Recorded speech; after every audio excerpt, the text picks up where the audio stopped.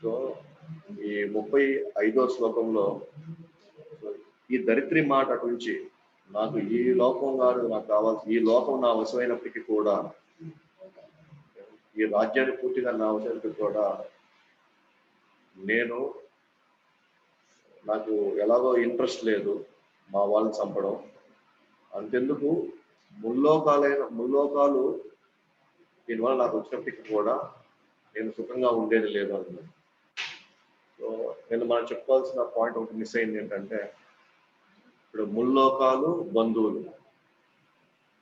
So ముల్లోకాలు బంధువులు ఇక్కడ ఈయన ఏమంటున్నాడంటే, వస్తువులు అంటే ఆస్తులు పాస్తులు డబ్బులు ఇవన్నీ కూడా ఒకవైపు ఉన్నాయి, ఇంకోవైపు ఆయనకి తన బంధువులు కనిపిస్తున్నారు.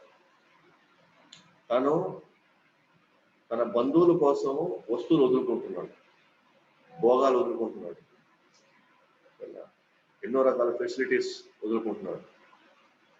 అంటే మనం గమనిస్తే ఎక్కడో ఒక దగ్గర మనం వస్తువుల కంటే బంధువులకు ప్రిఫరెన్స్ ఇవ్వడం మంచిది, లేదా వ్యక్తులకి ప్రిఫరెన్స్ ఇవ్వడం మంచిది, సంబంధాలకి ప్రిఫరెన్స్ ఇవ్వడం మంచిది. కానీ ఇవాళ ఫస్ట్ మనం కానీ గమనిస్తే వస్తువుల కోసం ఫ్రెండ్షిప్ వదులుకుంటున్నాము, వస్తువుల కోసం రక్త సంబంధం వదులుకుంటున్నాము. అంటే ఆస్తులు అవ్వచ్చు, డబ్బులు అవ్వచ్చు, భాగాలు అవ్వచ్చు, సంథింగ్. మనం క్రమక్రమంగా ఏ పరిస్థితికి వెళ్తున్నామంటే వస్తువుల్ని ప్రేమించే పరిస్థితిలోకి వెళ్ళి మనుషుల్ని వాడుకునే పరిస్థితికి వెళ్తున్నాం అనమాట. సాధారణంగా 3 లెవెల్స్ మనం చూడొచ్చు అనమాట. ఒక లెవెల్లో వస్తువులు ఇంద్రియాలకి అనుభవించడానికి, మనసు ఎక్కడో దగ్గర స్థిమిత పడడానికి మనకి కొంతమంది వ్యక్తులు కావాలి, కొన్ని బంధాలు కావాలి. కాకపోతే అవి మంచి బంధాలు ఉండాలి, స్వార్థంతో కూడుకున్న బంధాలు కావాలి. సో నెక్స్ట్ ఆ బంధాలు కావాలి. 3వ లెవెల్ నెక్స్ట్ భగవంతుడు. నెక్స్ట్ 3వ లెవెల్లో భగవంతుడు లేదా భక్తుడు. అక్కడ ఈ 3 లెవెల్స్లో కనీసం ఒక్కోసారి మనం భగవంతుడు భక్తులకి ఒకవేళ మనకు అదృష్టం లేక, సంభవం మన సుకృతి లేక, మనం ఆ లెవెల్ మనకి కనెక్ట్ కాలేకపోయినా ఎక్కడో ఒక దగ్గర మనం ఇక్కడ ప్రశాంతంగా ఉండడానికి, ఇక్కడ ఎంతో కొంత మనకి ఓదార్పు దొరికి మనం కొంచెం జీవితాన్ని ఎంతో కట్లగా బాగా గడపడానికి మనకి మనసులో మనకి సంబంధాలు కావాలి. సో సంబంధాలు యాక్చువల్ చెప్పాలంటే వస్తువుల కంటే కూడా, భోగాల కంటే కూడా హైయెస్ట్ ప్లేస్లో ఉంది. సో బంధాలు బంధుత్వాలు ఎక్కడో దగ్గర మనసుకి తెలియకుండానే ఒక ధైర్యాన్ని, ఒక ఆదరాన్ని మనకి ఇస్తుంది అనమాట. సో అర్జునుడు కనీసం ఒక లెసన్ కింద మనం తీసుకుంటే, నాకు ముల్లోకాలనే పెట్టుకొని నేనేం చేసుకోవాలి, నాకు బంధువులు లేనప్పుడు అన్నప్పుడు అట్లీస్ట్ అతను సరే కృష్ణుడి మాట కాదనుకుంటు యుద్ధం చేయంటే నాకు వద్దంటున్నాడు. బట్ అట్లీస్ట్ ఒక లెవెల్లో అర్జునుడు వస్తువుల కంటే బంధువులకు ప్రిఫరెన్స్ ఇస్తున్నాడు. అంటే అట్లీస్ట్ సంబంధానికి ప్రిఫరెన్స్ ఇస్తున్నాడు. అంటే ఎక్కడో దగ్గర ఈరోజు కాకపోతే రేపు ఎప్పుడో తనకి ఆ వ్యక్తులు తనని ఏదో ఒక సహాయానికి ఎక్కడో అతనికి ఒక ఓదార్పు జరుగుతుంది. కానీ ఇప్పుడున్న మన ఆధునిక సమాజంలో దేవుడు భక్తులు అసలు పక్కన పెట్టేసేయండి. బంధువులు అసలు ఏమాత్రం మనం టైం ఇవ్వట్లేదు, వాళ్ళు మనకు టైం ఇవ్వట్లేదు. మనం పోలేకపోతున్నాం, వాళ్ళు రావట్లేదు. ఎవరు వచ్చినా ఎవరు బిజీలో వాళ్ళ వ్యాపారాలు, ఉద్యోగాలు, సంథింగ్ ఇదైపోయింది. అతి ముఖ్యంగా ఫెసిలిటీస్ని ఎట్లా సమకూర్చుకోవాలా, ఫెసిలిటీస్ ఇంకా ఎంత పెంచుకోవాలనే ఈ పరుగు పందెంలో సో రిలేషన్షిప్స్ అన్ని పక్కన పెట్టేసినప్పుడు మనకి ఎక్కడి నుంచి ఎలాగా మనకి ఒక ఓదార్పు కావచ్చు, ఒక మంచి సలహా కావచ్చు, ఒక మంచి దారి కావచ్చు మనకి ఎలా కనపడుతుంది, ఎవరు కనపడతారు, ఎక్కడ కనపడుతుంది. అది ఒక కష్టం వచ్చినప్పుడు, ఒక ఇబ్బంది వచ్చినప్పుడు మన వెనకాల మనం చెప్పుకోవడానికి లేదా మన నమ్మకం పెట్టుకోవడానికి కూడా మన మనుషులు లేరంటే సో మనం ఏ స్థితిగతుల్లో ఉన్నాము, మన అది ఇంత జీవితాన్ని ఎవరి కోసం గడిపాము, ఎంత గడిపాము. అంటే మనకి చెప్పుకోవడానికి కూడా వ్యక్తులు లేరంటే మన మన పరిస్థితి ఎంత అధ్వాన పరిస్థితిలో ఉందో, కానీ ప్రపంచానికి నేను అక్కడ ఉన్నాను, ఇక్కడ ఉన్నాను, ఈ స్థితిలో ఉన్నాను, ఈ స్థాయిలో ఉన్నాను అని చెప్పుకోవడానికి దానివల్ల మనకు వచ్చేటువంటి అంతర్గతంగా మనం ఏ విధంగా లాభపడుతున్నామో సో మనకైతే అర్థం కాదు. కానీ అర్జునుడు ఇక్కడ కనీసం నాకు రాజ్యం పర్లేదు, నాకు బంధువులు కావాలంటున్నాడు. అఫ్కోర్స్ ఒక లెవెల్లో అది కరెక్ట్ కాకపోతే, బట్ అట్లీస్ట్ థియరిటికల్ ప్రిన్సిపల్ పరంగా చూస్తే మనకి ఈ వ్యక్తులు, ఈ సంబంధాలు మనకు కావాలి. మనసుకి సంబంధాలు కావాలి. మనసు యాక్చువల్గా వస్తువులు అవసరం లేదు, కానీ ఇంద్రియాల ప్రభావంతో మనసు కూడా అట్టే వెళ్ళిపోతుంది. ఇంద్రియాలు కోరుకోవడం వల్ల మనసు కూడా వాటితో బంధం ఏర్పరచుకుంటుంది. యాక్చువల్గా ఇక్కడ రెండు కాన్సెప్ట్స్ ఉన్నాయన్నమాట. యూటిలిటీ, మన దగ్గర వస్తువులు మనం తెచ్చుకోవచ్చు, మనం సంపాదించుకోవచ్చు, వస్తువులు మనం పెట్టుకోవచ్చు, తప్పులేదు. కానీ వస్తువుల వల్ల నేను ఆనందంగా ఉంటాను అనుకునే ఆ క్యాల్కులేషన్ మాత్రం తప్పు. వస్తువుల్లో మనకి యూటిలిటీ వాల్యూ ఉంటుంది. యూటిలిటీ అంటే దాన్ని ఉపయోగించుకునే సామర్థ్యం. ఎస్, వస్తువులు ఉన్నాయా, నీ కార్యక్రమాలు నిర్వహించడానికి నువ్వు బాగా వాడుకుంటాను.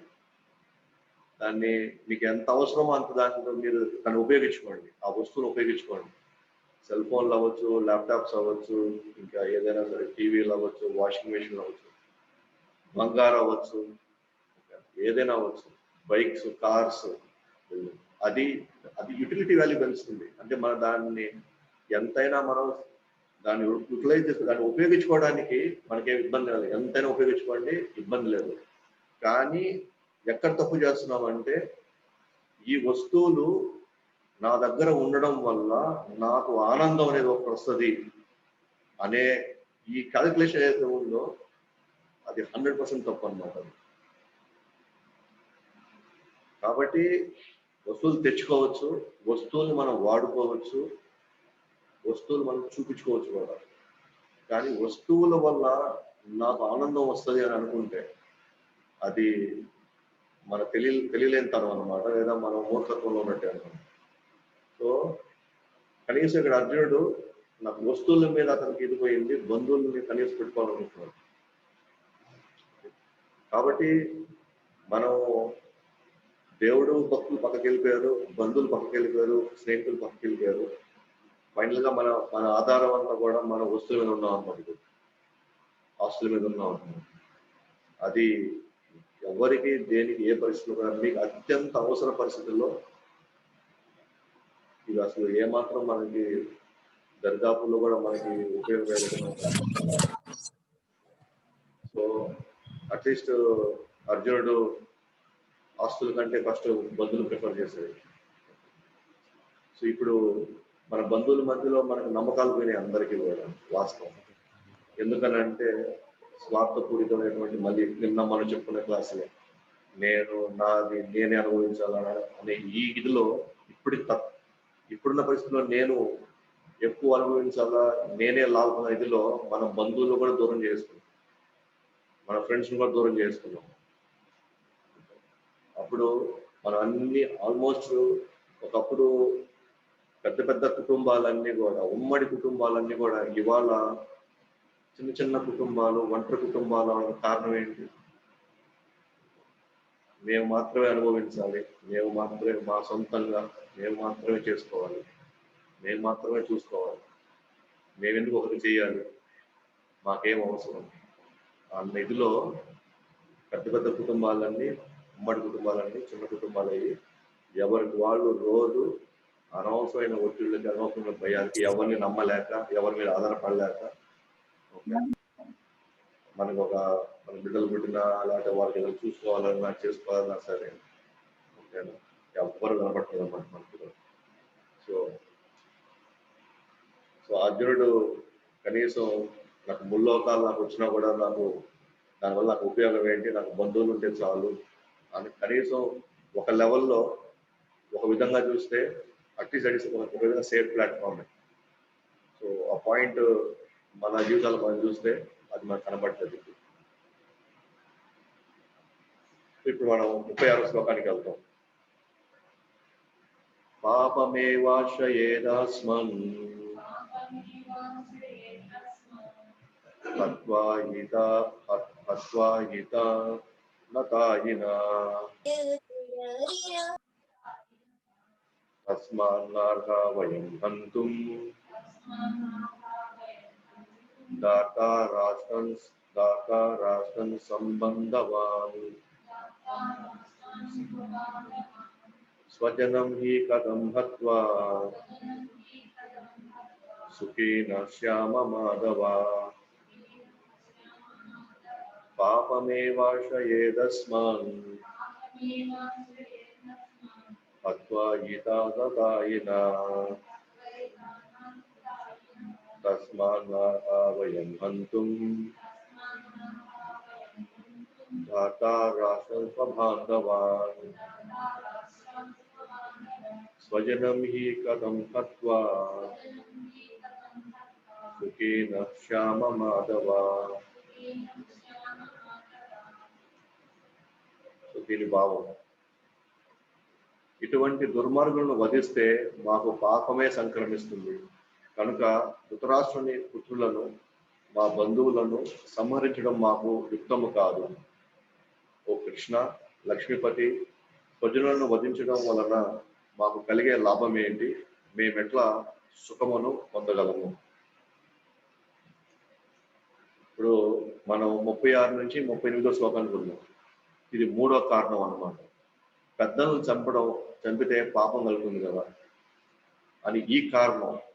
సో మాకు పాపం అంటుకుంటుంది కదా, కాబట్టి నేను ఎందుకు యుద్ధం చేయాలి? సో మొదటి కారణం జాలి లేదా కరుణ కలిగింది. రెండో కారణం నాకేం సుఖం ఉంటుంది దీనివల్ల, నాకేం లాభం, నాకేం ఆనందం వస్తుంది, రెండో కారణం. మూడో కారణం పెద్దలు చంపితే పాపం కదా, సొంత వాళ్ళని మమ్మల్ని ప్రేమించిన వాళ్ళని చంపితే కేవలం రాజ్యం కోసం. సో పెద్దవాళ్ళని అన్ని గౌరవించమంటారు. పెద్దవాళ్ళు ఒకవేళ వాళ్ళు తప్పు చేసినా సరే మనం ఒక మెట్టు కింద దిగి వాళ్ళు చెప్పింది విని అటువైపు పొమ్మంటారు. పొరపాటును కూడా వాళ్ళని తప్పు ఎతకడం కానీ వాళ్ళని నిందించడం చేయొద్దంటారు. అలాంటి గురించి చంపడానికే మనం వెళ్తున్నాము, అది పాపం కదా, శాస్త్రాలు అలాగే చెప్తున్నాయి కదా. ఇది 3వ కారణం అన్నమాట.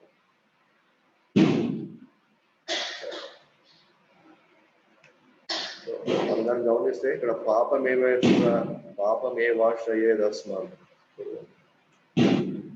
మనం భాషలో దాన్ని వెళ్ళామంటే ప్రభుపాదుల వారు కొన్ని ముఖ్యమైన పాయింట్స్ మన ముందు పెడతారు అన్నమాట. 6 రకాల దుర్మార్గులు ఉన్నారన్నమాట ఇక్కడ. ఎవరు వాళ్ళు దుర్మార్గులు? 6 రకాల వాళ్ళు. 1, విషయం ఇచ్చి చంపాలనుకునే వాళ్ళు ఎవరైనా సరే వాళ్ళు దుర్మార్గులు. పెద్ద అవ్వచ్చు, చిన్న అవ్వచ్చు, ఎవరైనా కానీ విష ప్రయోగంతో ఎవరైనా చంపాలనుకుంటే వాళ్ళు దుర్మార్గులు. ఎవరైనా నిప్పంటించి ఇల్లు తగలబెట్టాలని వచ్చారనుకోండి, పొలం తగలబెట్టాలని వచ్చారనుకోండి, అతను దుర్మార్గుడే. మారునాదాయాలతో వచ్చి ఎటువంటి విషయం మనకు చెప్పకుండా తను వచ్చి మన మీద దాడి చేశాడు అనుకోండి అన్యాయంగా, అతను కూడా దుర్మార్గుడే.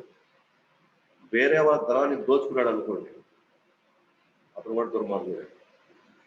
వేరే వాళ్ళ పొలాల్ని లేదా ఆస్తుల్ని దోచుకున్నాడు అనుకోండి, అతను కూడా దుర్మార్గుడే. ఇతరుల భార్యను అపహరించాడు అనుకోండి, కిడ్నాప్, సో అతను కూడా దుర్మార్గుడే. సో వీళ్ళు 6 రకాలటువంటి వాళ్ళు, ఈ పనులు చేసే వాళ్ళందరూ కూడా దుర్మార్గులే వాళ్ళు.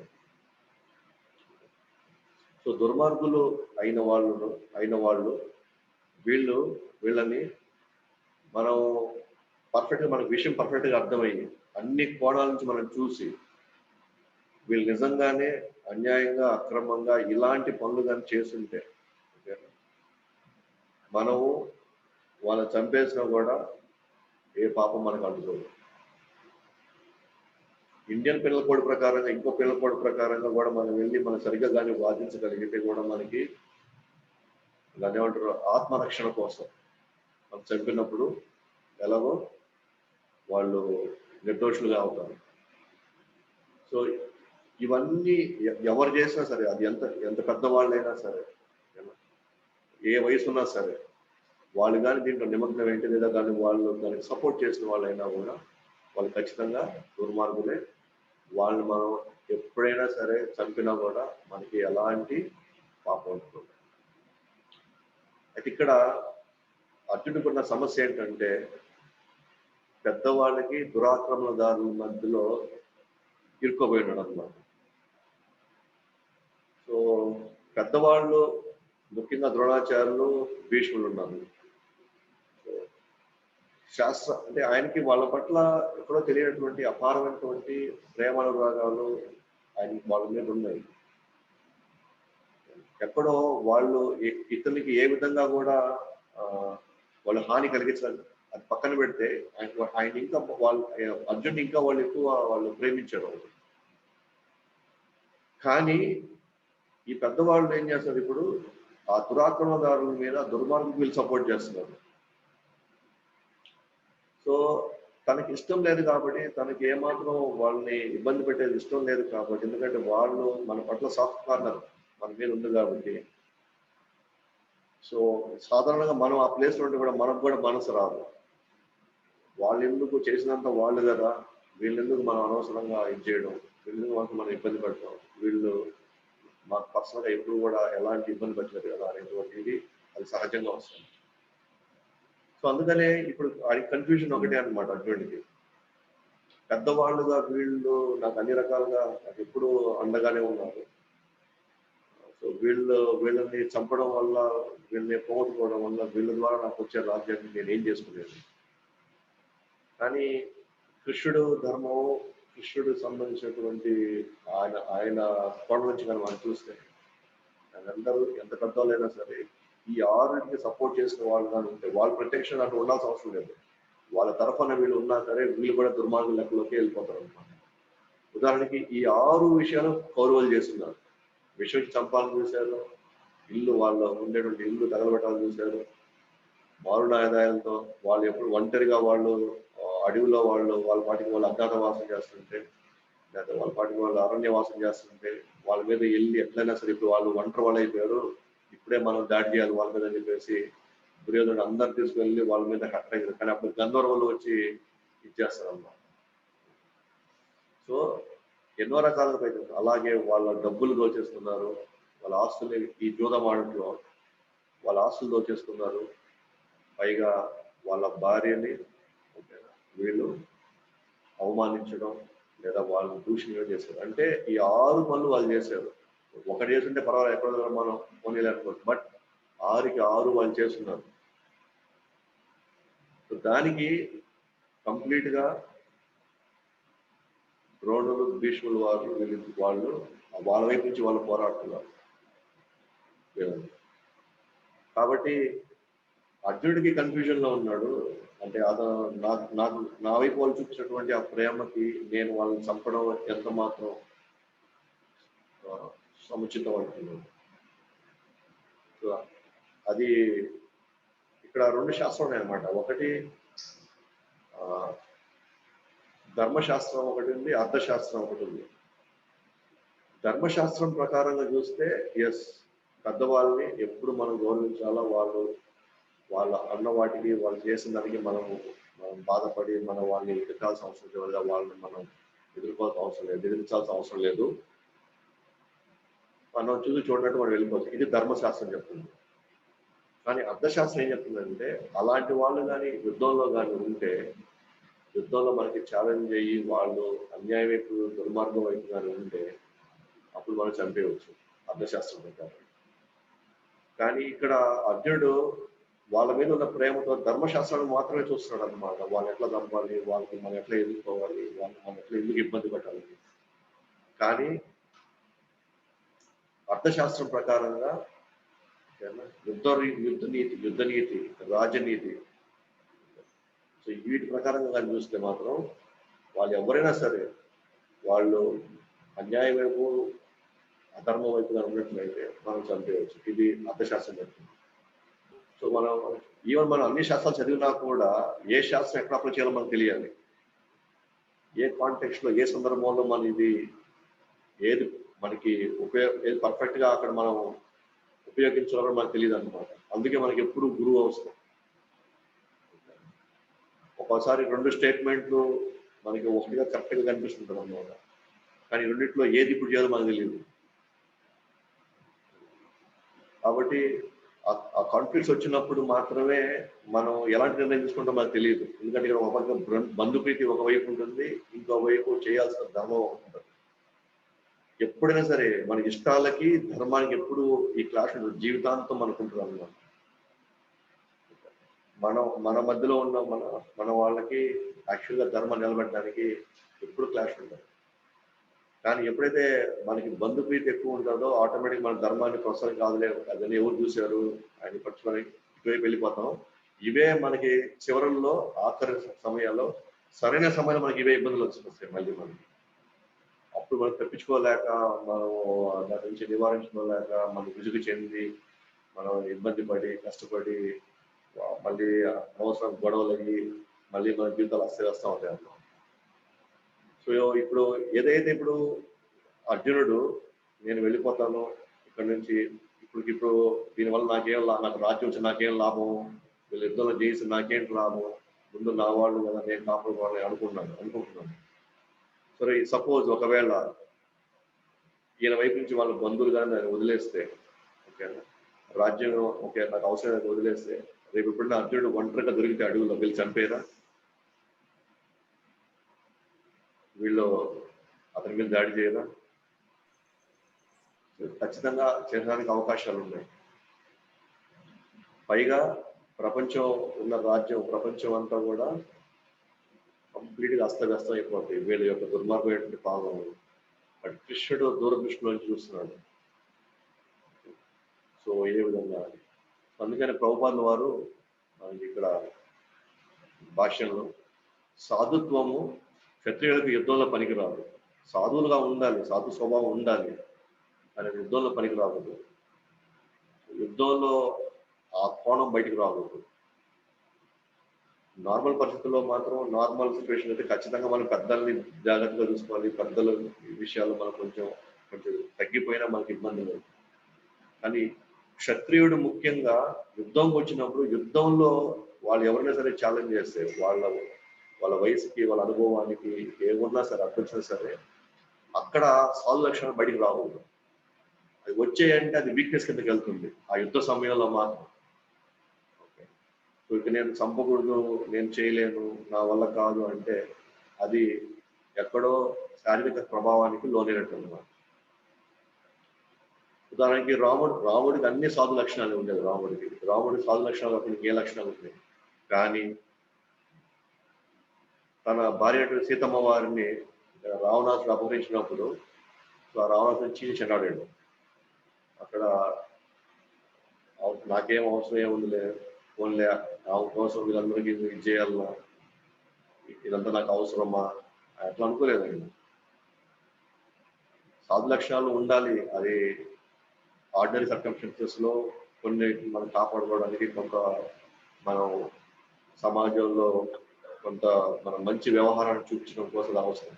కానీ యుద్ధ సమయంలో మాత్రం సాధుత్వం పనికిరాదు.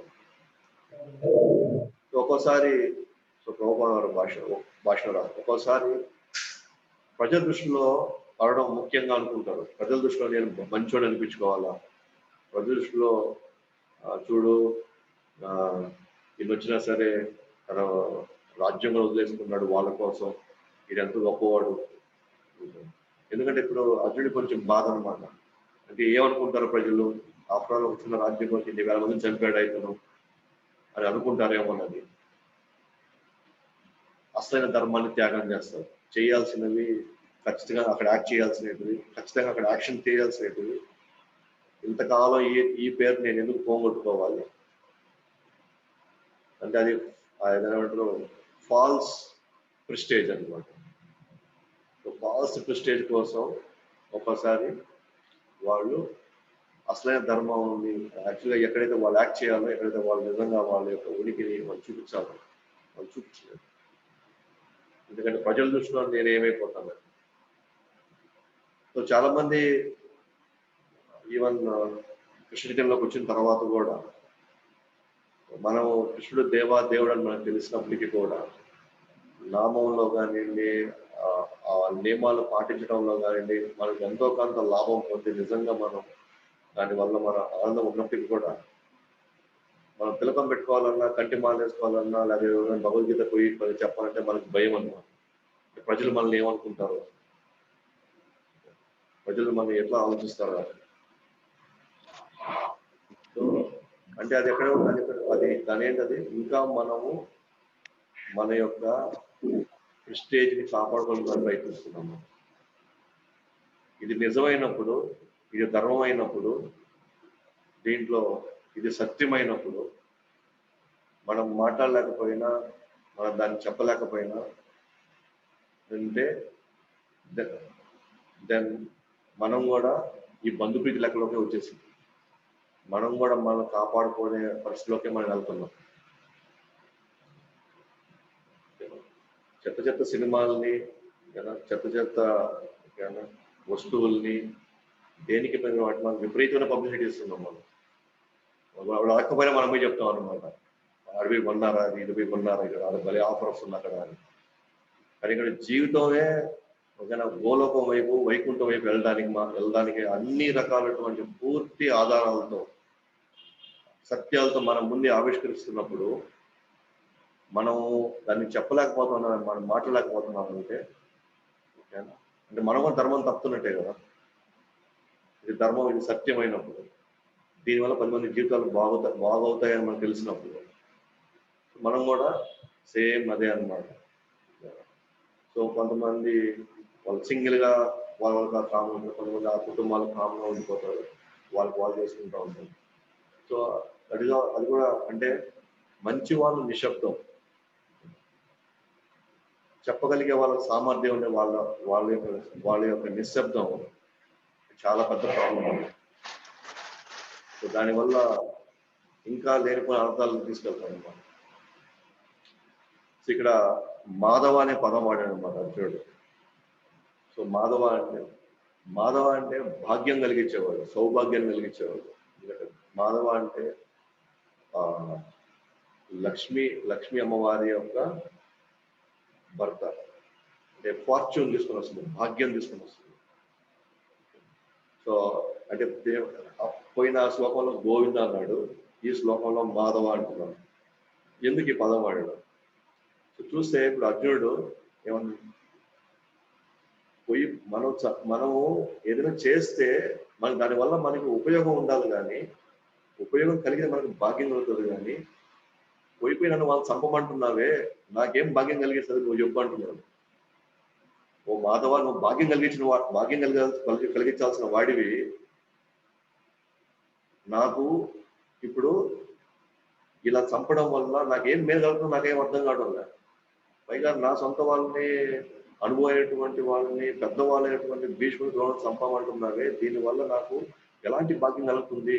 నువ్వేం భాగ్యాన్ని ఇచ్చేవాడివి, వాళ్ళు చంపడం ద్వారా నాకేం భాగ్యం కలుగుతుంది నాకేం అర్థం కావట్లేదు. ఓ మాధవ, నాకేం భాగ్యం కలుగుతుంది నువ్వు చెప్పు అంటున్నాను అనమాట. మాధవ అన్న పేరు సంబోధించడం వల్ల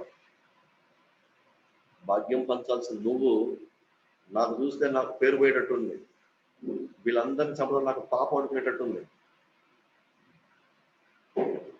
కాబట్టి నువ్వు నాకేం భాగ్యం కలిగిస్తున్నావు ఇక్కడ అని చెప్పేసి మాధవ అని అక్కడ ఆ పదాన్ని అక్కడ వాడాడు అనమాట, ఆ నామాన్ని వాడాడు అక్కడ. సో నెక్స్ట్ శ్లోకాన్ని చూద్దాం, 37, 38. యజ్ఞపేతేన పశ్యంతి లోభాపహత చేతసః కులక్షయా కృతం దోషం మిత్రద్రోహే చ పాతకం కథం న జ్ఞేయమస్మాభిః పాపదస్మాన్నివర్తితుం కులక్షయా కృతం దోషం ప్రపశ్యాద్ది జనార్దన. యద్యపేతేన పశ్యంతి లోభోపహత చేతసః కులక్షయా కృతం దోషం మిత్రద్రోహే చ పాతకం కథం న జ్ఞేయామస్మాభిః పాపదస్మన్ నివర్తితుం కులక్షయా కృతం దోషం ప్రపశ్యద్విజనార్దన యద్యపేతేన పశ్యంతి లోభోపహత చేతసః కులక్షయా కృతం దోషం మిత్రద్రోహే చ పాతకం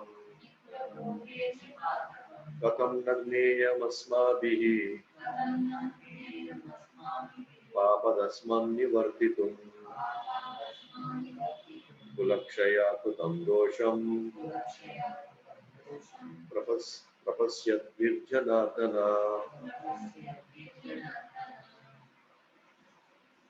సో భావం, ఓ జనార్దన, లోభము ఆవరించిన హృదయంతో వీరందరూ కుల సంహారంలోని గాని బంధువులతో కుల హింసించడంలో గాని దోషం చూడలేకపోయినప్పటికీ వంశ నాశనములో దోషం చూడగలిగిన మేమెందుకు ఈ పాపకార్యంలో నిలబడాలి? సో వీళ్ళైతే లోభంతో, వాళ్ళ హృదయం అంతా లోభంతో నిండిపోయింది కాబట్టి వీళ్ళకి మన వల్ల ఇంత కుల నాశనం జరుగుతుంది, ఇంత వంశ నాశనం జరుగుతుంది, ఇంతమంది బంధువులు మనం ఇబ్బంది పెడుతున్నాం, కష్టం చంపుతున్నామే అని వాళ్ళు దోషం చూడలేకపోతున్నారు. వాళ్ళు ఇంత వంశం నాశనం అయిపోతుంది అని వాళ్ళు ఏమాత్రం వాళ్ళు చూడలేకపోతున్నారు. కానీ అది దోషం అని నేను చూడగలుగుతున్నాను. నేను క్లియర్గా ఉన్నాను. దీనివల్ల ఇంతమందిని ఇబ్బంది పడ్డా, ఇంతమంది చచ్చిపోవడం ఈ కేవలం అంత రాజ్యం కోసం, ఇది పాపకార్యం అని నాకు తెలిసినప్పుడు ఓకేనా, దీంట్లో నేను ఎందుకు నిమగ్నం అవ్వాలి అని అర్జునుడు కృష్ణుడితో మాట్లాడుతున్నాడు. సో అందుకే ఇక్కడ లోభోపహత చేతసః అంటే వాళ్ళ మనసు లోభంతో నిండిపోయినప్పుడు పశ్యంతి వాళ్ళు చూడలేకపోతున్నారు. పశ్యంతి అంటే చూడరు, పశ్యంతి చూడలేకపోతున్నారు. వాళ్ళు ఈ కుల నాశనంలో కానివ్వండి, లేదా మిత్రుల్ని ఇబ్బంది పెట్టిన, బంధువుని ఇబ్బంది పెట్టడంలో వాళ్ళు ఎక్కడ దోషం చూడలేకపోతున్నారు వాళ్ళు. కానీ కథంన అంటే మరి నేను జ్ఞేయమస్మాభి, నాకు కనబడుతున్నప్పుడు ఇదంతా పాపదస్మాభి, అది పాపం అని తెలిసినప్పుడు ఈ కులక్షయ కృతం దోషం, అది వాళ్ళని ఇబ్బంది పెట్టడం, వంశాన్ని నాశనం నాకు ఇబ్బంది అయినప్పుడు నేను చూస్తున్నప్పుడు నేను ఎందుకు ఆ పాప క్రమంలో నేను నిమగ్నం అవ్వాలి అని అర్జునుడు కృష్ణుడితో అంటున్నాడు అన్నమాట. సో భాష్యంలో ప్రభుపాల్ వారు అంటున్నారు, క్షత్రియుడు ఏ సవాలైనా స్వీకరించాలి. సో ఇక్కడ అర్జునుడు కోరుకోవాలి ఆ యుద్ధాన్ని, పాండవులు అసలు కోరుకోరు యుద్ధాన్ని. వాళ్ళు న్యాయంగా, వాళ్ళు ధర్మంగా, మీరు ఆ జోదం ఆటలో వాళ్ళు ప్రకారంగా, అఫ్కోర్స్ వాళ్ళు అన్యాయం చేసినప్పటికీ కూడా శకుడిని ముందు పెట్టుకొని ఓకేనా, వాళ్ళు వీళ్ళది మొత్తం దోచేసినప్పటికీ కూడా ధర్మరాజు పాండవులు వాళ్ళు ఏమి చేయలేక కామ్గా ఉండి వాళ్ళు చెప్పినటువంటి శిక్షల్ని, అరణ్యవాసం, అజ్ఞాతవాసం అన్ని వాళ్ళు చేశారు. సో కాబట్టి వాళ్ళు అన్ని చేసుకొని మళ్ళీ తిరిగి వచ్చేసినప్పుడు వాళ్ళ లెక్క ప్రకారంగా వాళ్ళు తిరిగి ఇచ్చేయాలి. కానీ వాళ్ళు ఇవ్వలేదు. అనేక రాయబారాలు నడిచినాయి, ఇది మంచిది కాదు, ఇది కరెక్ట్ కాదు. ధృతరాష్ట్రుడికి అనేక మంది సలహాలు ఇచ్చారు, ఇది అన్యాయం, ఇది అక్రమం అని. చివరికి కృష్ణుడు కూడా వెళ్ళి, వాళ్ళు రాజులు కాబట్టి, క్షత్రియులు కాబట్టి, వాళ్ళ స్వభావానికి వాళ్ళు ఎక్కడో పోయి పని చేసుకోలేరు కాబట్టి కనీసం వాళ్ళకి 5 ఊర్లు ఇవ్వమన్నారు. కానీ యుద్ధం ఎలాగైనా కావాల్సిందని కోరుకునేవారు క్షత్రియులు, వాళ్ళు కౌరవులు. కాబట్టి వాళ్ళు ఛాలెంజ్ చేశారు కాబట్టి క్షత్రియుల వాళ్ళు ఇంకా అక్కడ వాళ్ళు గొప్ప వాళ్ళ, మంచి వాళ్ళ, ఉన్నతమైన వాళ్ళ ఇంకా చూసుకోబోతుంది. కాబట్టి అసలు ప్రాబ్లము, అసలు మెయిన్ దోషులు ఎవరంటే అక్కడ కౌరవులే దోషులు. వాళ్ళు ఛాలెంజ్ చేసినప్పుడు క్షత్రియులు ఇంకా దాంట్లో అన్యాయము, అక్రమం, ధర్మం, అక్కడ సాధు స్వభావం ఇంకా బయటికి రాకూడదు. అంటే వాళ్ళు సాధు స్వభావాన్ని కూడా చూపించారు. ఎక్కడి వరకు బేరసారాలు ఆడేంత వరకు మనం వెళ్ళి అక్కడ వాళ్ళకి వెళ్ళి అనేక రకాల రాయబారాలు నడిపినంత వరకు వాళ్ళ సాధు స్వభావం చూపించారు. లేకపోతే వాళ్ళు బయటకు వచ్చిన రోజే వాళ్ళ మీద దాడి చేసేసినా కూడా తప్పులేదు. కానీ వాళ్ళకి అవకాశం ఇస్తూనే వచ్చారు. చివరికి సంజయుడు వచ్చి మీరే తప్పుకోవచ్చు కదా అని కూడా సంజయుడు వచ్చి వీళ్ళని అడుగుతారు అన్నమాట పాండవులు. అప్పుడు కృష్ణుడు అంటాడు, మేమెందుకు తప్పుకోవాలి, మాకేం అవసరం, మొత్తం అటువైపు చేసిన నువ్వు ఎందుకు వాళ్ళకి చెప్పలేకపోతున్నారు, మీరు ఎందుకు వాళ్ళకి తినబోతున్నారు అంటే సంజయుడు అంటాడు, వాళ్ళు ఎంత దుర్మార్గం వాళ్ళు వినట్లేదు, కనీసం మీరు వింటారు కదా అని మీకు చెప్తున్నారు. రేపు ప్రపంచం అంతా లోకం అంతా ఇబ్బంది పడిపోతే అప్పుడు ఎవరు కారణం అవుతారు, మీరు కారణం అవుతారా మేము పక్కన తప్పుకుంటే అని అదే. అప్పుడు సంజయుడు రిక్వెస్ట్ చేస్తాడు, కృష్ణ ఆఖరిగా మీరు ట్రై చేయండి ఒకసారి అని. సరే వెళ్తాడు. అంటే మ్యాక్సిమం వీళ్ళు ట్రై చేశారు, వీళ్ళు మ్యాక్సిమం ట్రై చేశారు.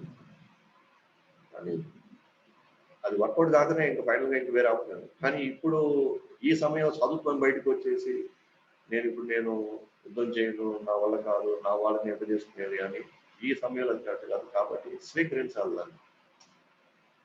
సో ధర్మరాజు యొక్క జూదం కూడా అంతే అనమాట. యాక్చువల్గా ఫస్ట్ ధృతరాష్ట్రుడు ఒక ఫ్రెండ్లీ మ్యాచ్ అయిందో అదంతా ఏం లేదు. జనరల్గా మనం ఆట ఎందుకు ఆడతామంటే ఒకసారి శత్రుత్వాలు, ఒకసారి మన మధ్య ద్వేషాలు కూడా, ఒకసారి ఆటలు మనకి అందరూ కలిసిపోవడం వల్ల మళ్ళీ మన మిత్రత్వం మళ్ళీ చిగురిస్తుంది అనమాట. అంటే ఆటల వల్ల వాళ్ళ కొన్ని కోపాలు, కొన్ని ద్వేషాలు మళ్ళీ కలుసుకుని ఆడడం వల్ల మళ్ళీ మనసు కలిసిపోతాయి. కానీ యాక్చువల్గా ధృతరాష్ట్రుడు నార్మల్గా ఫ్రెండ్లీ మ్యాచ్ అన్నాడు, కానీ లోపల ఉద్దేశం అది కాదు. ఆల్రెడీ దుర్యోధనుడు ప్లాన్ ఇచ్చేస్తున్నాడు, జస్ట్ ఫ్రెండ్లీ మ్యాచ్ నువ్వు పిలువు అని. ఎందుకనంటే ధర్మరాజు ఒక శపథం పెట్టుకున్నాడు, ఏమని, పెద్దలు ఏదైనా పిలిస్తే, ఏదైనా ఆజ్ఞ పిలిస్తే నేను ఏమి ఎదురు మాట్లాడకుండా నేను చేస్తాను అని. ఎట్లాగైతే అర్జునుడు గాంధీవం ఎవరిన కానీ ఏదైనా అంటే నేను వాళ్ళని చేతిచ్చేస్తాను అన్నప్పుడు, అలాంటి శపథం ఇండివిజువల్గా శపథాలు పెట్టుకుంటారు అన్నమాట. అట్లా ధర్మరాజు కూడా ఒక శపథం పెట్టుకుంటున్నారు, ఏమని, పెద్దవాళ్ళు ఏదైనా పిలిస్తే, వాళ్ళు ఏదైనా అనగానే ఆజ్ఞాపిస్తే నేను వాళ్ళని కాదనకుండా నేను చేస్తాను అని. సో దుర్యోధనుడు ఎప్పుడైతే రాజసూయ యజ్ఞంలో వాళ్ళకు ఉన్నటువంటి ఆ సంపద వచ్చిందో, ఆ మయ సభలో తనకు జరిగిన అవమానానికి మనకి ఇంకా లోపల నుంచి ఎట్లయినా సరే ఆ ఈర్ష్యకి, ద్వేషానికి ఎట్లాగైనా సరే వాళ్ళని వేరే విధంగా వాళ్ళని మనం దోచుకోలేము, మనం వేరే ప్లాన్ వేద్దామని అప్పుడు వాళ్ళు జూదం అనేది తీసుకొచ్చి మామూలుగా సవాళ్ళు చేసే పరిస్థితి వస్తే వాళ్ళ ప్రిపరేషన్స్ లో వాళ్ళు ఉంటారు పాండవులు. కానీ ధృతరాష్ట్రుడి చేత ఫ్రెండ్లీ మ్యాచ్ అంటారు, ఊటినే రండి, ఊటినే మనం అప్పుడు ట్రైన్స్ ఆడుతుంటారు కదా, ఫ్యామిలీ ఆడుతుంటారు, ఊరే టైం పాస్ కోసం. టైం పాస్ కూడా మంచిది కాదు, బట్ ఆడతారు. సో అలాగా ధృతరాష్ట్రుడు ఫ్రెండ్లీ మ్యాచ్ అని పిలుస్తాడు. సరే పెద్ద ఆయన పిలిచాడు, సరే ఏదో దీంట్లో ఏం పెద్దగా దోషం లేదు కదా, దీంట్లో మనకి ఏ ఇబ్బంది లేదు కదా, సరేగా అందరూ మన వాళ్ళే కదా అందరూ అన్నట్టు వాళ్ళు వచ్చారు. సడన్ గా అక్కడ ఆడుతూ సడన్ గా దుర్యోధనుడి ప్లేట్ తిప్పేసి శకుని చేత ఆడిచ్చేసి వెంటనే అంటే ట్రిక్కీగా ఇంకో సవలలు, ఏమి నువ్వు ఈయనంటే నువ్వు ఆడలేవా, నీకు ఆ ధైర్యం లేదా అన్నట్టుగా ట్రిక్కీ చేస్తున్నాడు. వెంటనే ఛాలెంజ్ చేశాడు కదా. యాక్చువల్లీ ఇది అన్యాయం, ఇది అక్రమం. ఎందుకంటే ఎవరైతే ఆడతాడో అతను డబ్బులు పెట్టాలి, అతను దోచుకోవాలి, అతని యొక్క ఆస్తిని పాసులు చేయాలి. సో ఇక్కడ దుర్యోధనుడు ఏం చేస్తాడు, శకుని చేత ఆడిచ్చేసి, ఏం నీకు ఆ ధైర్యం లేదా, నువ్వు ఆడలేవా అని పక్కన అడగగానే ఇది అన్యాయం, అక్రమం అని చెప్పేసి యాక్చువల్లీ ఎవరు చెప్పాలా, ధృతరాష్ట్రుడు చెప్పాలి. నువ్వు ఎట్లా చేస్తావు, ఆయన చేత ఎట్లా ఆడిస్తావు, ఇది కరెక్ట్ కాదు కదా అని చెప్పేసి వాళ్ళని ఖండించినప్పుడు అది రైట్ గా వెళ్తుంది. కానీ ఎప్పుడైతే ధృతరాష్ట్రుడు దాన్ని అసలు ఏం మాత్రం చెప్పలేదో అప్పుడు ధర్మరాజు అనుకుంటాడంటే పెద్దోళ్ళ నుంచి ఆజ్ఞ రాలేదు కదా, ఇది తప్పని ఆజ్ఞ రాలేదు కదా, కాబట్టి మనం ఆడాల్సిందే అనుకున్నాం. పైగా కొంతమంది ఆచార్యులు కామెంట్ చేస్తారు, ధర్మరాజుకి కొద్దిగా ఇష్టం అనమాట అది, లోపల ఈ దాయాలు ఆడటం ఆయనకి ఇష్టం అనమాట. అదేదో ఒకరిని దోచుకోవాలన్నా ఒకరిని తెలియకుండా దాని మీద ఆయన కొద్దిగా ఇష్టం. సో ఈ పాత వాసన, దాని మీద ఉన్న మక్కువ ప్లస్ ఇక్కడ ఈ శపథం ఒకటి, పెద్దవాళ్ళే వాళ్ళ అన్యాయం అనకపోయినా వాళ్ళ అధర్మం అనకపోతే వాళ్ళు ఆజ్ఞాపిస్తే ఆడాలని. ఈ రెండింటి మధ్య ఇతను ఇక్కడ ఒక సవాల్ విసిరేసాడు, ఏం నీ వల్ల కాదా, నువ్వు ధైర్యంగా నువ్వు ఆడలేవా అని. సో ఇన్నిటి నడుమ ధర్మరాజు చిక్కుకొని పోతాడు. చిక్కుకొని ఇంకా జూదం ఆడాల్సిందే, అప్పుడు అన్ని పట్టాలన్నమాట. కానీ మనం నేర్చుకోవాల్సింది, ధర్మరాజు లాంటి వాళ్ళకు కూడా తప్పక జూదం ఎంత ఎంత దుర్మార్గమైంది, ఎంత దారుణమైంది. కాబట్టి దీని జోలికి మనం అసలు పోకూడదని మనం లెసన్ తీసుకోవాలన్నమాట. కానీ ఇవన్నీ ఎలా వక్రించబడతాయంటే, ఓకేనా, ధర్మరాజు వాడిని ఆడాడు, మనం ఆడకపోతే తప్పేంది అంటారు. రివర్స్ అయిపోయింది ఇక్కడ అంతా. రివర్స్ అయ్యి శాస్త్రాలు మొత్తం కూడా మనకు అనుకూలంగా మార్చేసుకొని, ఓకేనా, మనం జీవితాలను ఇబ్బంది పెట్టుకొని మన కుటుంబాలను నాశనం చేసుకొని చివరికి అది ఆత్మహత్యకి వెళ్ళి పొరుగు పోగొట్టుకునే పరిస్థితి తీసుకెళ్తాం అన్నమాట. అన్ని బాగుంటుంది. అందుకని ముఖ్యమైన ఈ 4 నియమాలు ఏవైతే ఉన్నాయో, మాంసభక్షణ, మత్తు పానీయాలు, జూదము, వ్యభిచారం, ఈ 4 మాత్రం నిజంగా చాలా దూరంగా ఉంటే మంచిది. ఎంత దూరంగా ఉంటే మనకు అంత మంచిది. దాని యొక్క ప్రభావం ఇప్పటికిప్పుడు మనకు కనిపించకపోవచ్చు, బట్ దాని యొక్క ప్రభావం మనకి జన్మ జన్మలు మన వెనకాల అది వెంబడిస్తుంది. సో అందువల్ల మనకు దాని మీద ఎంత ఇష్టం ఉన్నా, కొద్దిగా దాని మీద ఆసక్తి ఉన్నా సరే, మనం ఎట్టి పరిస్థితిలో కూడా ఈ 4 జోలికి మాత్రం మనం పోవద్దు. సో అదనమాట. సో ఆ విధంగా ధర్మరాజుని ట్రిక్కీగా దాంట్లో పెట్టేస్తారు. సో ఆయనకున్న చిన్న దాని మీద ఇంట్రెస్ట్, సో ప్రతి సవాళ్ళు తప్పించుకోలేక మొత్తం పోగొట్టుకుంటారు అనమాట. అయినప్పటికీ కూడా ఇవన్నీ వాళ్ళు అనుభవించినా కూడా వీళ్ళు వచ్చి రాజ్యం ఇవ్వమంటే వాళ్ళు ఇవ్వరు, యుద్ధానికి రమ్మంటారు. అలాంటప్పుడు స్వీకరించాల్సింది, ధర్మం కోసం యుద్ధం చేయాల్సిందే అన్నమాట. సో యుద్ధం యొక్క పరిణామాలు మనకు తెలిసినప్పుడు సవాలు స్వీకరించాల్సిన అవసరం లేదు అని అర్జునుడు అనుకుంటాడు. నాకు తెలుసు కదా యుద్ధ పరిణామాలు ఎంతో దారుణంగా ఉంటాయి, దీనివల్ల ఎవరికి లాభం లేదు, దీనివల్ల అనవసరంగా అందరినీ మనం పోగొట్టుకుంటాం. ఇంత తక్కువ జరిగినప్పుడు మనకు ముందే తెలిసినప్పుడు ఆ సవాల్ మనం స్వీకరించాలి. మనం ఎందుకు మన అవసరం అది ఆ సవాల్, ఇంకా దానివల్ల ఉపయోగం ఏం లేదు కదా. దానివల్ల ఉపయోగం ఉంటే మన సవాల్ను విశ్లేషించడంలో, దాన్ని అధిగమించడం, జయించడంలో మన వల్ల మనకి లాభం ఉంటుంది. కానీ దీనివల్ల నాకు ఏ శ్రేయస్ కనిపించట్లేదు, దీనివల్ల నాకు ఏ మంచి కనిపించట్లేదు నాకు అసలు ఎట్లాగో. అలాంటప్పుడు నేను ఎందుకు చేయాలి అనుకుంటున్నాను. తన డెసిషన్, తన నడుచుకోబోయే ఇది, తన చేయబోయేది ఈ చర్య ప్రపంచం మొత్తానికి ఎలా ప్రభావితం చేయబోతుందో, తర్వాతి వాళ్ళు ఎలా దీన్ని అర్థం చేసుకుంటారో అనేది ఆ దూరదృష్టిలో ఎప్పుడు మాట్లాడలేదు అర్జునుడు. ఇక్కడ కేవలం అప్పటికప్పుడు నేను ఇబ్బంది పడకూడదు, నేను పాపం ఎన్నుకోబోతున్నాను. పెద్దవాళ్ళని మనం చంపితే పాపం కదా, పెద్దవాళ్ళని మనం ఇబ్బంది పెడితే పాపం కదా, శాస్త్రాలన్నీ ఘోషిస్తున్నాయి. ఇలా నాకు ఆనందం లేదు, పైగా నేను మొత్తం పాపం ఎదుర్కోబోతున్నాను. నాకేం ఇక్కడ నాకు ఏం కనిపించట్లేదు, నాకేం దురదృష్టి ఏం కనపట్లేదు, నాకేం ఇక్కడ అసలు ఏ లాభం కనిపించట్లేదు. ఈ సవాల్ తీసుకోవడం మంచిదే, ఖచ్చితంగా మనం సవాల్ చేయాలి. ఆ సవాల్ స్వీకరించి, బట్ ఆ సవాల్ వల్ల నాకేం ఉపయోగం లేదు కదా, అసలు ఎవరికి ఉపయోగం లేదు కదా. పైగా వాళ్ళైతే లోపంతో వాళ్ళైతే నిండిపోయి ఉన్నారు, వాళ్ళకి ఏం దోషం కనిపించట్లేదు కదా. వాళ్ళు బంధువులైనా ఎవరైనా ఇబ్బంది పెట్టడానికి వాళ్ళు రెడీగా ఉన్నారు, బట్ మనకి తెలుస్తుంది కదా మనం ఎందుకు అనవసరంగా వీటిల్లో ఇరుక్కోవాలి, ఈ పాపాన్ని మళ్ళీ నేను మొయ్యాలి అనవసరంగా అని అర్జునుడు ఇక్కడ తన వంతుగా తన వర్షం వినిపిస్తాడు అన్నమాట. కాబట్టి మనం కానీ గమనిస్తే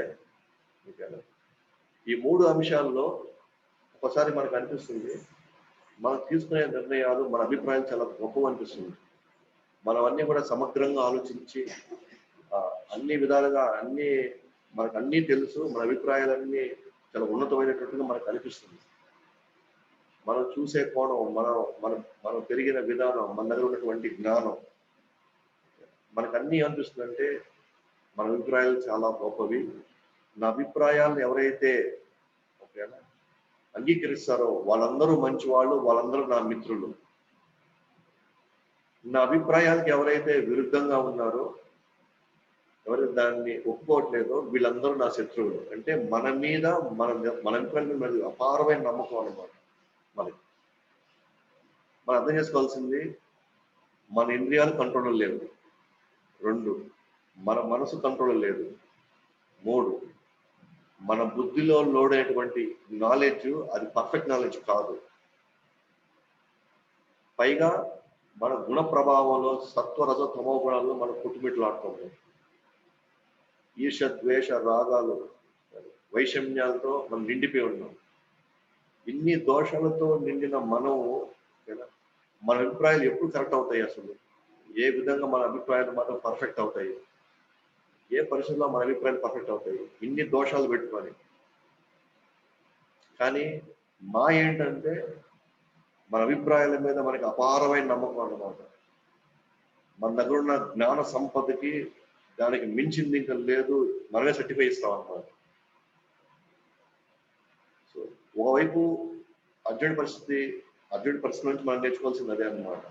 ఆయన అభిప్రాయాలు చెప్తున్నాడు అనమాట. ఇదంతా ఇవన్నీ కృష్ణుడు తెలియదా? ఏది పాపమో, ఏది పుణ్యమో, ఏది శాశ్వతం, ఏది అశాశ్వతం, ఏది మేలు చేస్తుంది, ఏది హాని చేస్తుంది, ఇవన్నీ అర్జునుడు తెలుసు. కృష్ణుడు తెలియదా ఇవన్నీ? కానీ మనం ఒక దాంట్లో ఇరుక్కోబోయినప్పుడు, కొన్ని ఇష్టాల మధ్య, కొన్ని రాగాల మధ్య ఇరుక్కోబోయినప్పుడు మనకి ఈ పైన ఉన్నటువంటి ఈ అసలైనటువంటి నిజాలని, అసలైన సత్యాలని, విషయాలు మనం చూడలేమన్నమాట. మన అభిప్రాయాలు, మన తీసుకున్న నిర్ణయాలు చాలా గొప్పవని మన ఫీలింగ్. ఎప్పుడైనా సరే మనం వెళ్ళి ఒక సిచ్యువేషన్లో మనం ఇరుక్కోబోయినప్పుడు, ఒక పరిస్థితిలో మనం పోయి ఒక ప్రాబ్లం ఇరుక్కుపోయినప్పుడు దీని అర్థం ఏంటంటే మనం తీసుకున్నటువంటి తప్పుడు నిర్ణయాలు. కానీ ఎప్పుడైతే తీసుకున్నాం చూసారా, అప్పుడు మాత్రం నాది పర్ఫెక్ట్, నాది పర్ఫెక్ట్ అనాలిసిస్ అనుకున్నాం. అప్పుడు ఆ రోజు దాన్ని ఎవరైనా వద్దు అనున్నా కూడా మనం దాన్ని పట్టించుకునే పరిస్థితిలో మనం లేము. అందువల్ల ఇప్పుడు మనం దానివల్ల మన పరిస్థితి ఏంటంటే, ఇవాళ మన అనేక ప్రాబ్లమ్స్ చేసుకునేది అయితే ఈ జన్మలో అయినా తప్పు నిర్ణయాలు తీసుకునేది, గత జన్మల్లో మనం తప్పులు నిర్ణయాలు తీసుకున్నాం. శాస్త్రాలకు విరుద్ధంగా మనల్ని మనం బలంగా నమ్ముకొని, మన అభిప్రాయాలు చాలా గొప్పవి అనుకోండి, మనకున్న దూరదృష్టి ఎవరికీ లేదన్నట్టుగా. సో అభిప్రాయాలు మనం తీసుకున్నాం కాబట్టి ఆ అభిప్రాయాలు మనం బలంగా డెసిషన్ తీసుకోవడం వల్లనే ఈ పరిస్థితిలోకి వచ్చింది. ఇది ఇప్పటికైనా మనం మన అభిప్రాయాలు పక్కన పెట్టి ఒక్కసారి శాస్త్రం ఏమంటుంది, ఒకసారి భగవద్గీత ఏమంటుంది, ఒకసారి భాగవతం ఏమంటుంది, ఒక్కసారి రీచెక్ చేసుకొని మనంగా నిర్ణయాలు తీసుకోగలిగితే, ఓకేనా, మనలో ఉన్నటువంటి అనేక ఓకేనా వస్తువుల మీద కానివ్వండి, వ్యక్తుల మీద కానివ్వండి, మనకున్నటువంటి అపారమైనటువంటి ఆ బంధకాలతో ఒక్కసారి రీచెక్ చేసుకొని, నేను తీసుకుపోయే నిర్ణయం నిజంగా సముచితమైందా, నిజంగా దీనివల్ల నాకు మంచి ఎంతవరకు వస్తుందని రీచెక్ చేసుకొని మనం కానీ డెసిషన్ తీసుకోగలిగితే చాలా వరకు అనవసరమైనటువంటి ఇబ్బందుల నుంచి, అనవసరమైన కష్టాల నుంచి, లేనిపోని ఇష్యూస్ నుంచి మనం ప్రశాంతంగా ఉండొచ్చు. సో మనం ముందు చూస్తాము ఏ విధంగా అర్జునుడు తీసుకున్న ప్రతి స్టెప్ తన వ్యక్తపరిచిన తన అభిప్రాయం, కృష్ణుడు ఏ విధంగా దాన్ని కౌంటర్ చేస్తాడో దాన్ని మనం కూడా చూస్తాము. నిజమే కదా కృష్ణుడు చెప్పింది అనిపిస్తుంది. సో ఇవాళ ఈ రోజు మనం ఉన్న పరిస్థితి మూల కారణం ఏంటంటే అనేక జన్మల నుంచి ప్లస్ ఈ జన్మలో కూడా మన అభిప్రాయాలు, మన ఆలోచనలు చాలా గొప్పవి. మన తెలివైన వాళ్ళు లేవు అనే ఫీలింగ్ మనకి ఎక్కువ అనమాట. మన బెనిఫిట్ ఆఫ్ డౌట్ కూడా ఒకసారి అడిగి చూద్దాము, వీళ్ళు ఏమంటారు అది కూడా మనం తీసుకుంటాం. ఒకవేళ మనం అడిగినా కూడా ఎవరు ఎంక్వైరీ చేస్తున్నాం అంటే ఎవరైతే ఇదే ప్రభావాలు ఉన్నారో వాళ్ళు వెళ్ళి మనం అడుగుతున్నాం అనమాట. మళ్ళీ మన డెసిషన్ కరెక్టా కాదా, విచ్ ఇస్ దానివల్ల మనం అనేకమైనటువంటి ఇబ్బందులు పడుతున్నాం. గత రోజుల్లో ఏమైందంటే ప్రతి గుడిలో ఒక గురు పరంపర సంబంధించిన ఒక గురువు ఉండేవాడు. ఆ ఊరికి, ఆ గుడిలో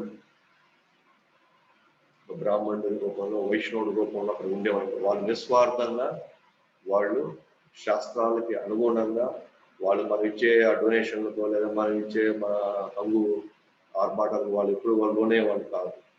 వాళ్ళు మనకు నచ్చినా నచ్చకపోయినా మనం స్వీకరించకపోయినా వాళ్ళు ఇదినైన విషయం మీ ఇష్టం అని చెప్పేసేవాళ్ళు.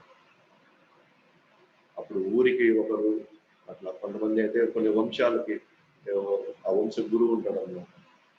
ఎట్లా అయితే ఊరికి ఒక డాక్టరు, ఫ్యామిలీ డాక్టరు అట్లా ఎట్లాగైతే ఇప్పుడు మనం పెట్టుకున్నామో శరీరానికి, అట్లా మనం నడుచుకునేటప్పుడు మన విధి విధానం కరెక్టా, మనం తీసుకునే నిర్ణయాలు కరెక్టేనా, ఈ విధంగా నేను చేయొచ్చలేదని ఒకసారి రీచెక్ చేసుకునేవాళ్ళు వాళ్ళు. అందుకనే వాళ్ళు తక్కువ ఇబ్బందులతో తక్కువ ప్రాబ్లమ్స్ వాళ్ళు బయటపడ్డారు. గత గత గత గత సంవత్సరాలు మనం వెళ్తే ఆత్మహత్యలు ఎవరు చేసుకోలేదు అసలు.